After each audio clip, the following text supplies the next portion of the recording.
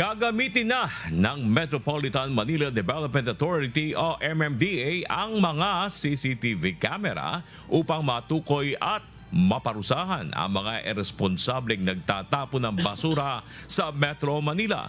Ito'y sa gitna ng lumalalang problema sa pagbaha na dulot ng mga basurang bumabara sa mga daluyan ng tubig at pumping stations. Ayon sa MMDA, layo nitong paigtingin ang disiplina at tamang pagtatapon ng basura sa mga komunidad. Sa ilalim ng plano, gagamitin ang No Contact Apprehension Policy o NCAP upang mag-issue ng multa sa mga mahuhuling magtatapon ng basura na umabot sa 500 hanggang 2,000 pesos. Babala ng MMDA, posibleng humantong sa warrant of arrest at pagkakakulong ang mga lalabag.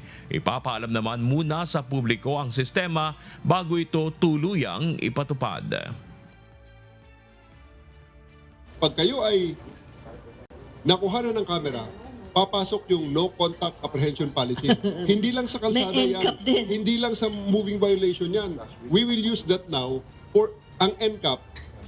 Gagamitin namin ngayon yan sa illegal parking, sa Okay. illegal waste disposal, nagtapong ka ng basura, nakuha na ka ng camera, Oh. ika-capture yan, gagawing notice of violation, ipapadala sa inyo, bayaran mo ang multa. Pag hindi mo bayaran ang multa, lalabas ang warrant mo.